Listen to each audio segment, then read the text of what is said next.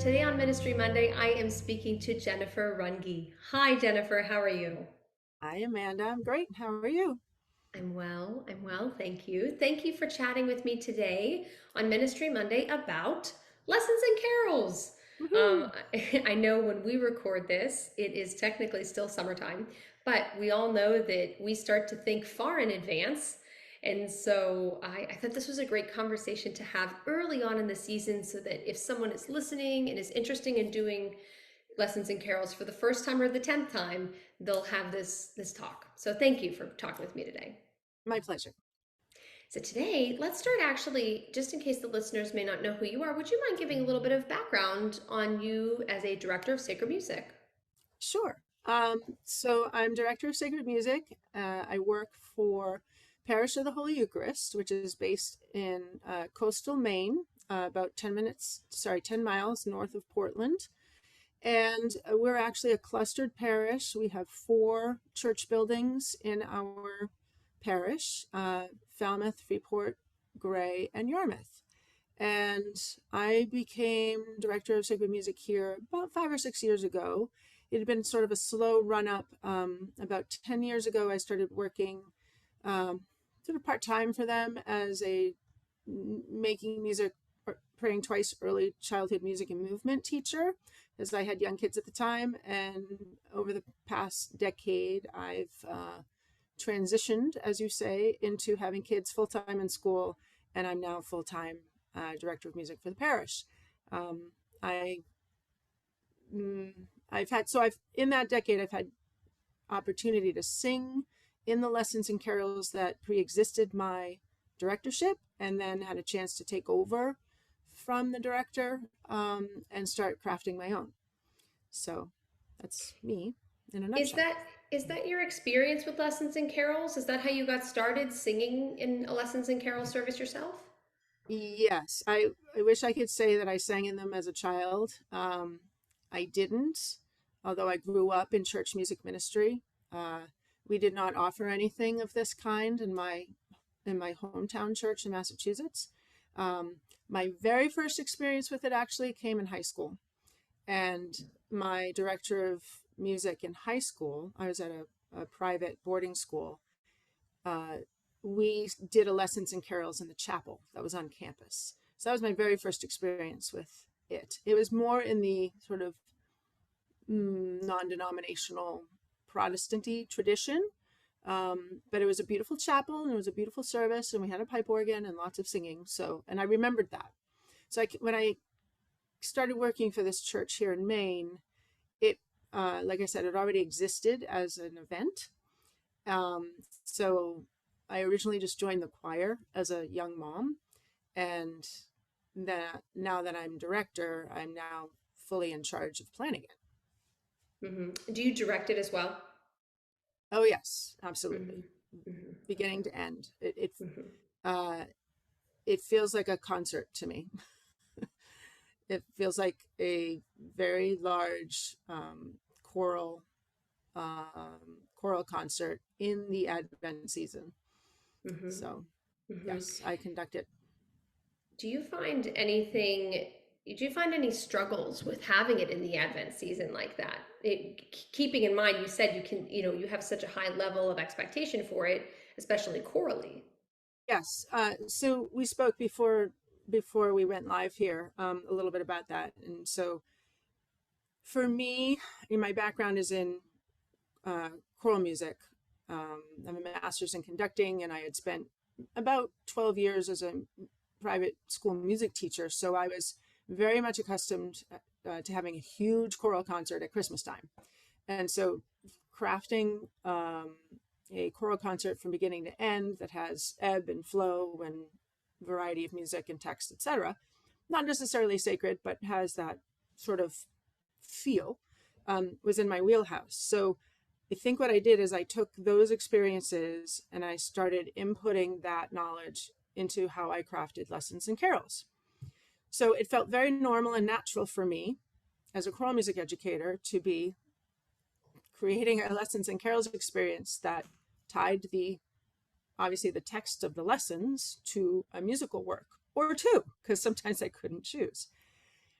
So then, after a few years of doing this, I realized I would be completely spent by this experience because our lessons and carols happens in maybe the second week of Advent because we very much believed that it was um, a celebration that still had to happen in the preparatory time. Um, and then I would have nothing left uh, to prepare for Christmas. So I think the fact that we're having this conversation today in August is like light bulb moment. I'm looking at my lessons and carols folder in August. What a great idea. So I've only been on the job for like 5 or 6 years in this capacity. So I've learned like a new church musician would learn. Like you don't put all your eggs in one basket. You've got to leave something left to do Christmas. And you need to be thinking about all these things well in advance. Can you talk a little bit more about that, of making sure that you're planning with your time and your energy and your choristers' time and your energy? Well, I wish I could offer nuggets of wisdom. I don't know that I have anything set in stone that anyone else would want to borrow.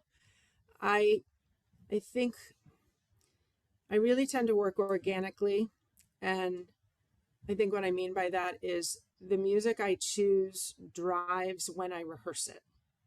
So rather than saying, okay, choir starts in the third week in September, roughly, and we're going to start our Christmas music in the first week of October, I dive into what's going on in September and October, and that's what's in front of me. And then I like sometime in October, I start thinking about Christmas and lessons and go, what's going to be the hardest stuff? Maybe I should pull some of that out. I think I overheard someone once say, when talking about like this very thing, this is the one nugget I can share, and it's not mine. Start your Christmas planning in spring. Start your Christmas practicing in spring. Now, I've not done that, but it's sort of a seed that's sitting in there for maybe the year where I can get to that. And doesn't it also depend on when Easter falls? Because we're often left with not a good window in spring to like drop that Christmas music in. I found this past year, in fact, that we went right from Easter into the trifecta of the feast leading up to Corpus Christi, and that was our final choir Sunday, and I had absolutely no time to drop in a Christmas song. So I think it depends on the year. Um, it also depends on how many choirs you're managing. Uh, our our adult choir, the one that I referenced earlier, that's the one that will start in mid-September or so. My children's choir, we call it a youth schola, they won't actually get off the ground until the beginning of October. And my aim for them is to get them singing at a mass in the beginning of December. And this year, for the first time since before the pandemic, I hope to have them sing at lessons and carols. But it'll be like one little thing because the weeks are short and rehearsal is not long, and we have a lot to learn in that first season or first part of the season for the kids. Like I said at the beginning, I work kind of organically Mm-hmm. and Mm-hmm. find myself only putting things down in an ordered way when I start to panic, which is closer to the event. Once the panic sets in, then I have beautiful, like, Word documents that spell everything out with all the detail. Um, but it's all been festering and fermenting and doing all that stuff in my head for like 3 months at that point. Mm-hmm. So, Mm-hmm. Well, okay, so other than the planning yeah, considerations that you just spoke about, what are some of the what are some of the considerations that you make musically when picking music for lessons and carols? sure. We always open with Once in Royal David City. It is a tradition going back to how they started it in Great Britain. And I love it. And I can't imagine not starting with it. So that's always our first piece. So then I think about okay, so the next thing we have to do is bring in the congregational aspect, because we always bill it as, this is lessons and carols. We have this like nice catchphrase that our advertising guru has coined, and it's called an event that we hope lifts your spirits and enriches your soul. So with that in mind, we then do O Come All Ye Faithful, because it's a piece that everyone knows and it gets everyone in the church singing. After that, then I have some freedom. And again, it's looking at the scripture that we're doing, looking at what I've done in years past. And I don't know that it follows the same format every year, Amanda. Like, I'd love to say, okay, then the first piece out of the gate is something soft and quiet, because we're in that. Sometimes it is, sometimes it's not. It depends on what I'm moved to select. But generally speaking, there's going to be variety of text. There's going to be a variety of musical style. In years past where I've really gone like hog wild, I've alternated, like the men's group does this and the women's group does that. And when I say group, I really just mean like a subset of the choir that I've assembled. The children's schola does this. So there's that shift. Maybe we have a piece that has like a big organ component. Maybe we have a piece that pulls back on the organ. One of the early years, we actually, and this was very ambitious, and I'd like to get back to this. One of our early years, we had ensembles from all 4 of our churches. Now, remember, I mentioned that we're a cluster parish. So what that means is that Lessons and Carols takes place in Yarmouth at our kind of big stone church, but our other 3 churches, which have musical ministries that are generally working there, we're able to craft a piece, practice it, and bring it to the whole structure of the night. So we also had that variety. So it wasn't just my choir from my church in my town, that we really did represent the whole parish, which is 4 churches. In conjunction with that, I know I'm throwing a lot of information at you, but in conjunction with that, we really strive to get readers from all 4 churches, so that, say you live a half hour from us and you attend one of our other churches, but you drive in and you want to see this event and be part of it, you recognize somebody who's up there reading or singing or playing or whatnot. And it's one of the 2 times a year where I feel like I can get the majority of my music ministry team together in an event. The other event being Holy Thursday, where we all gather and put on one mass and we're all together.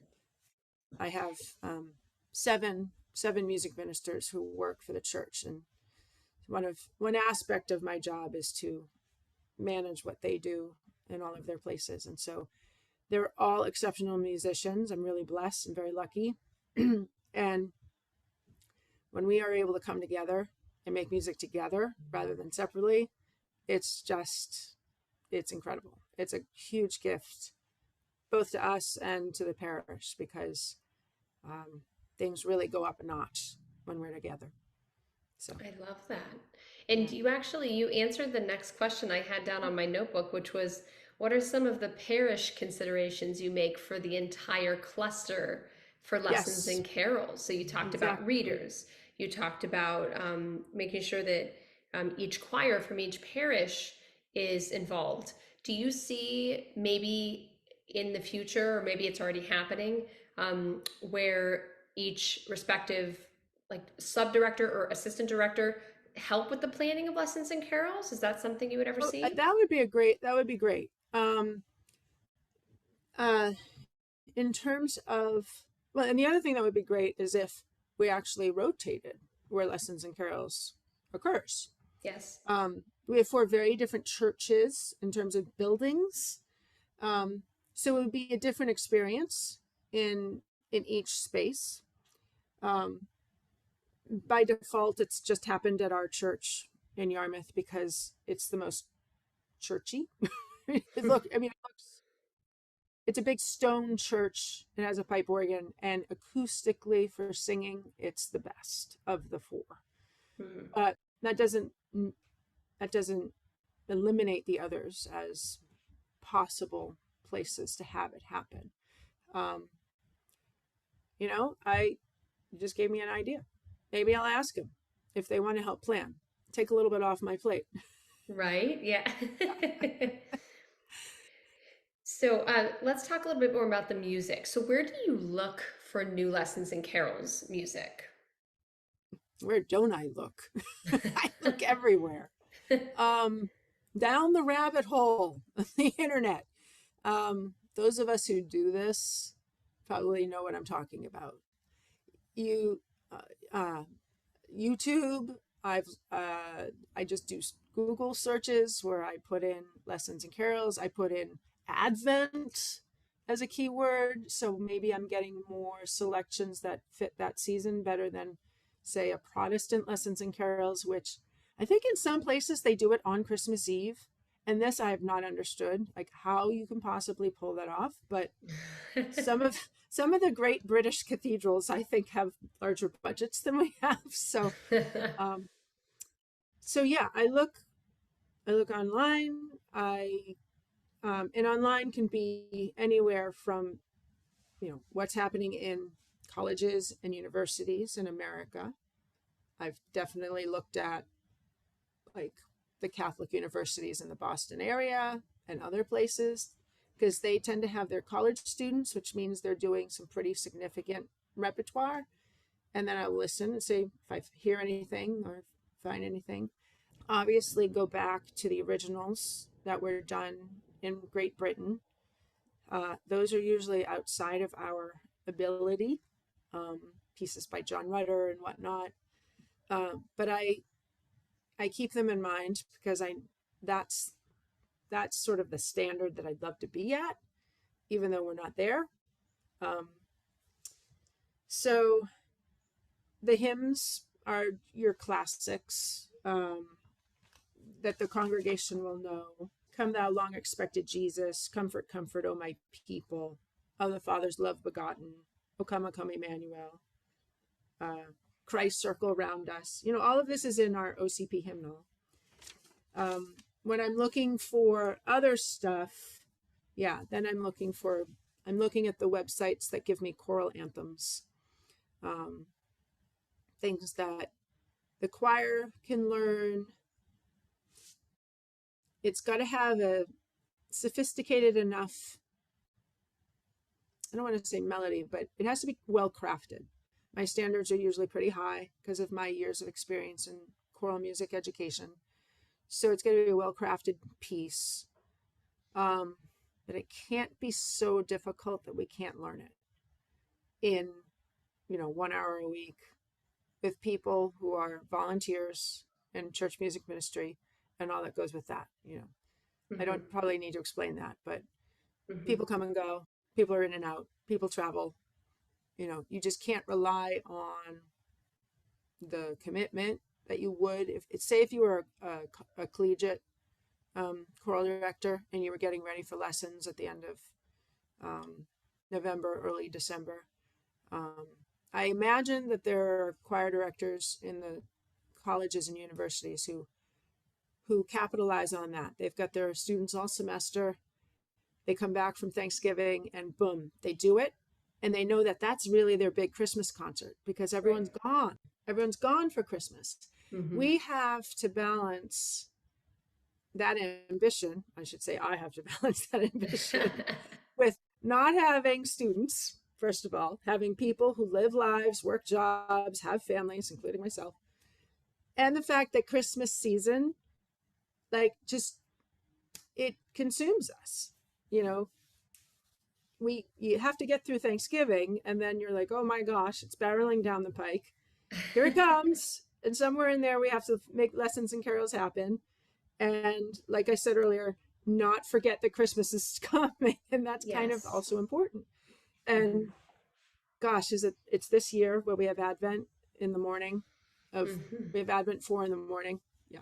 Yeah. And then, so all the more reason to be talking about lessons in August, Amanda. Right. I know. Yeah. Start Googling now, people. Find your songs now. That's me just talking to myself. Mental note, mental note. Mental note. Yes. Now, we have a question that was submitted actually in advance from a listener. Oh, okay. So this is from someone who does not currently do lessons and carols, but knew we were going to be doing this series and so had this question.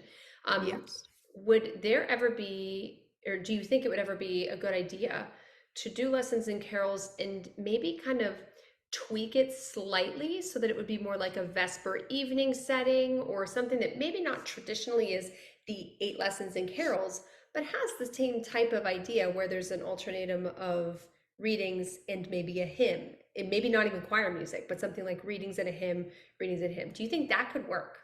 Yeah, absolutely. In fact, before you had even finished asking the question, and you said it was a person who might be doing it for the first time, I was thinking, then you do it that way. You do it with just congregational hymnody.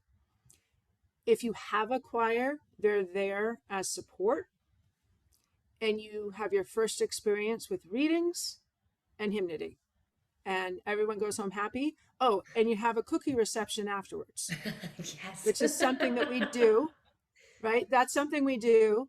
And that's a draw. Hmm. And it gives you a little sort of like social, like, yay, come for lessons and carols. And one year we actually did it as a cookie swap, which is fun. Basically, anyone who wants to brings a bunch of cookies and a Tupperware container, and then all the cookies are out on a table, and you can go home with more cookies than you baked, and a whole variety of cookies. That's a So nice yes, idea. I would Hmm. definitely, I would stick with the readings and the hymnody, and maybe if you were feeling just a little slightly ambitious, you could have your choir, if you had one, do maybe one piece at the beginning as a prelude, and then get into the whole body of it. I think that's a great way, especially in the first year, to give Yes. it a try. Actually, and let's stay on this question too, because this actually is my last question. Are there any other tips you have for someone who wants to do lessons and carols for the first time this year?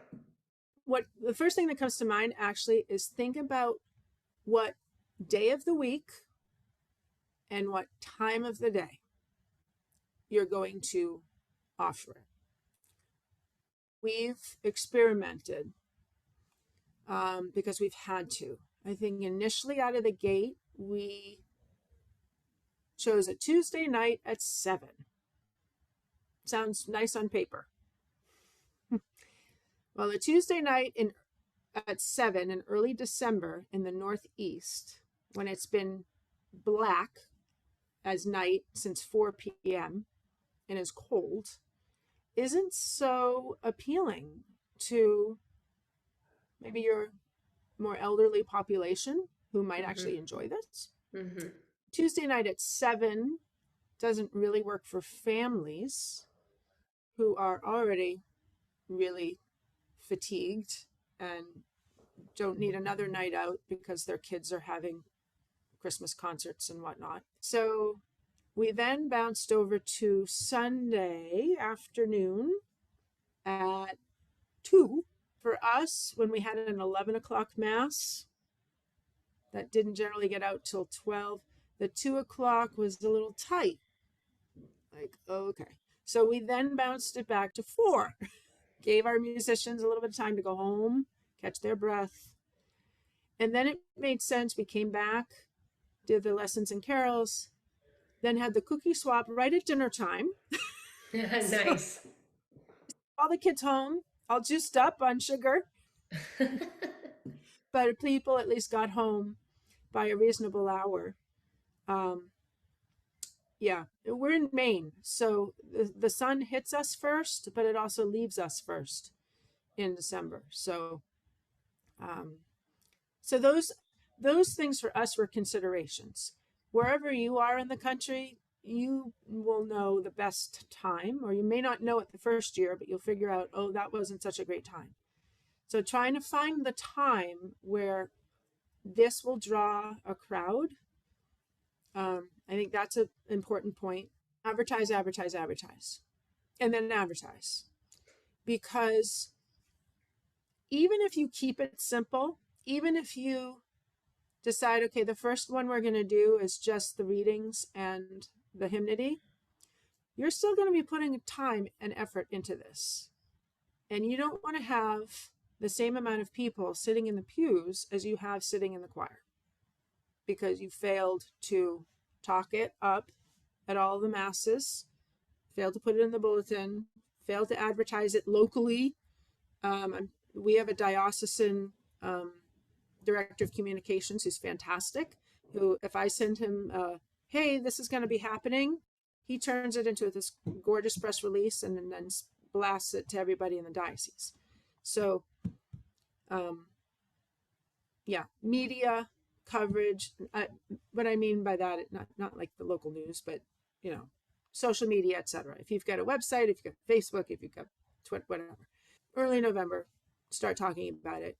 Not so early that people are like, oh my gosh, we're talking about Christmas and it's not even Halloween, right? Don't do that. But November goes fast. And if you're like we are, and you do your lessons in early December,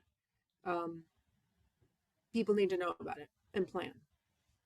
So that's tip number 2. And maybe third tip, just take a breath, enjoy it, because all the stress is actually going to come in the planning.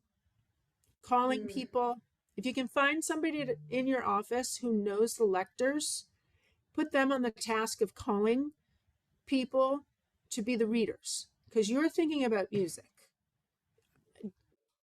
I know for me, I don't want to have to think about who the lectors are and who the readers are, because like I said, 4 churches and I don't know everybody, but there's someone in my office who does. So they craft that list, and then we touch base at the end. Have a row reserved for your readers at the front so that they have a place to sit, so that they know. Have a binder prepared with all the readings. And if you're really well organized, you have the reader's name at the top so that there's no confusion when the next person, you're reader 5 and you come up and okay, this is my reading, right? You're not rereading the person before you because they forgot to turn the page or something. It sounds like I'm talking from experience. It does. And the candelabra, that's the other thing. The lighting of the candles. For each reading, we've experimented with where to put it. And also where, let's see. So we have our lesson, we have our carol, we have our prayer, and then we have the lighting of the candle. And a little bit of silence, so that people will reflect on the reading they just heard, the song they just heard or sang, and the candle is lit, and then there's just a little bit of time. And then you move on. For us, there's also a little bit of movement, because if the congregation is singing, we invite them to stand. We always have the congregation stand when they're singing. If the choir is singing an anthem or a motet by themselves, the congregation just remains seated. So for us, we had to be very deliberate about, what do you call that? The script of who does what when.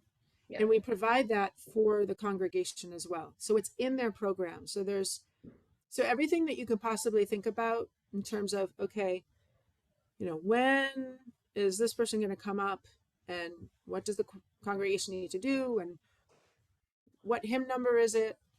It's a lot to think about. But in the end, when you get there, after you've done all this planning, I'm speaking as the conductor who then does the whole thing. It's a joy. It's a thrill. It's a gas. It's really fun.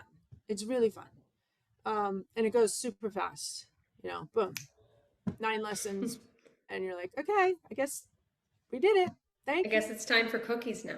I guess it's time for cookies. Exactly. Um, don't forget the cookies. Jennifer, I can so tell too if you didn't just say how much you enjoyed it. Like I can tell from our conversation how much you enjoy this. Like it's truly something that while it may take so much preparation and a lot of energy, during the Advent season, is so rewarding. At least, yeah, I can tell from the way you're talking about it. For you, it's Oh, very thanks. rewarding. And I hope that your music program and your parish also finds it equally rewarding, which I'm sure they do. Yes. Yes. With each Hmm. passing year, we we do experience that. There are more and more people coming, more and more people getting involved, and yeah, more cookies. And So more it's a win-win. cookies. Well, Jennifer, this has been Thank you. such a treat. Thank you for chatting with us and sharing your experience on Lessons and Carols. I very much hope that you have a wonderful season. Like we started, we'll end the way we started. I know it's early to be talking about this, but I so appreciate you helping us spark that inspiration for Thanks. this year because, You're like you very said, welcome. I mean, it's going to be here fast, whether we It's going to realize be it or here not. fast, and this is the year where we have A even shorter. less time. Yes. Exactly. Yeah, exactly. Yeah. Well, thank you So again so much you're and welcome. good luck with your own fall planning season and your own lessons and carols this year. Thank you. I have to thank you, Amanda, because now I'm actually excited and might actually start planning tomorrow. Um, Oh, well, good. Oh, music to or at my least ears before the as month well. is out. Before the That's month is out, good. I'm going to look at this. So I avoid the any self-created stress. So final tip Well, for good. everybody: plan Final early. tip. Yeah, start now.